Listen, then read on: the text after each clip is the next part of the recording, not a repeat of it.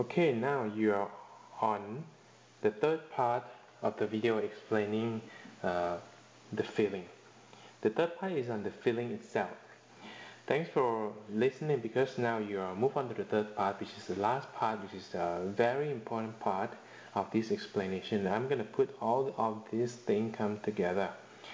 Okay, the feeling in Pali is called Vedana. The Vedana, once Buddha told Ananda, one of his disciples, saying that we need to understand Vedana, or the feeling, that what are the Vedana or the feeling they have is the present one, there's a painful one, and there's neutral, which is neither pleasant or painful.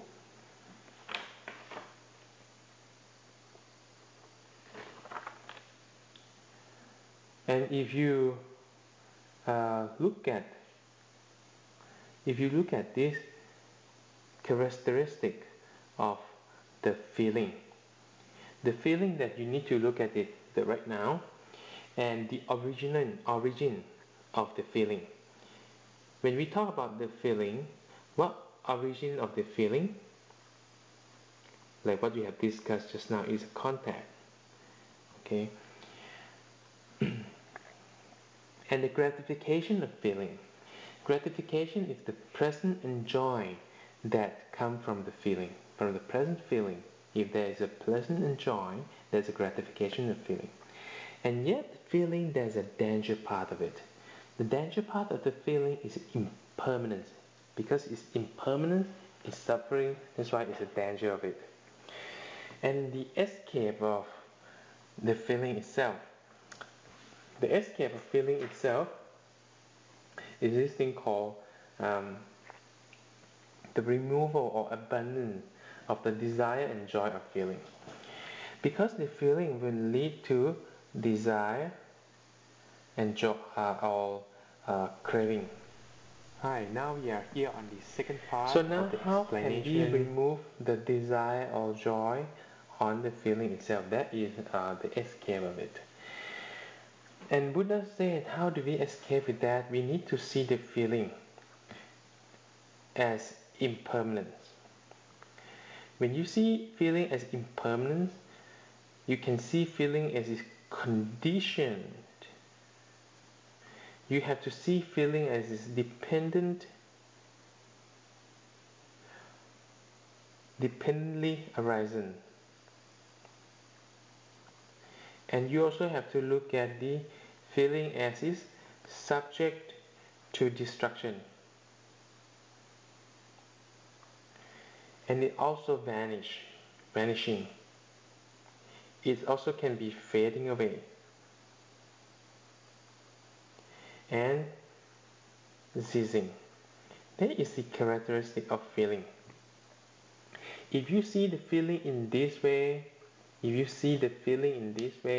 okay, all this thing saying that we see things as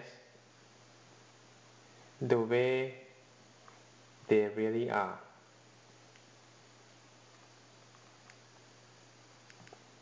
Okay, this is see the feeling from the way they really are. And what is this lead to? If you see the feeling from the way they really are, it will lead to revulsion. When you revulsion, it will lead to this passion. When this passionate, when there's this passionate, is purified. Our mind is purified. Or sometimes Buddha use this word called liberated. Liberated.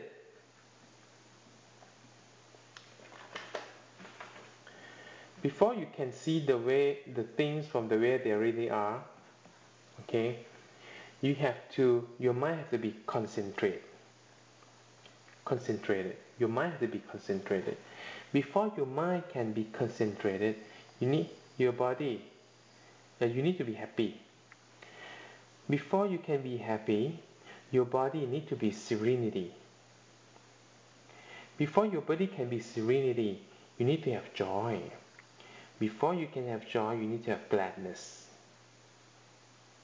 Before you can have gladness, you need to have a non-remorse. Before you can have non-remorse, we need to have virtue or morality, which is basically sila.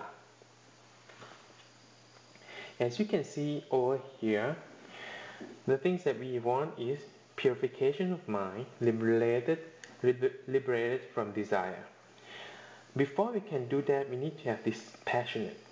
Before we can dispassionate anything, we need to revulsion. Before you can do a revulsion, you need to see the things from the way they really are. Before you can see the things from the way they really are, what is required is the concentration of mind.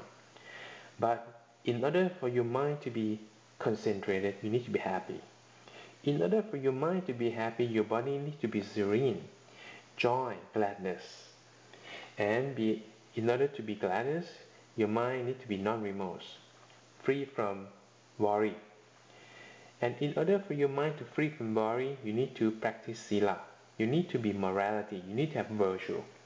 When you are a virtue person, you have morality, you can expect non-remorse. You're free from bother. And then once you have non-remorse, you are glad. You joy, your body is serenity, you are happy, and that moment your mind is concentrated. When your mind concentrated, any feeling that happened at that moment, whether pleasant feeling, painful feeling, or neutral, neither pleasant or painful feeling, you see as impermanence, is conditioned, is dependently arising, is subject to destruction, is vanishing away, is fading away, and is cessation. When you see it like that, it's called see it from the way they really are. And that will lead you to revulsion. And that will lead you to dispassionate. And that's how your mind gets purified.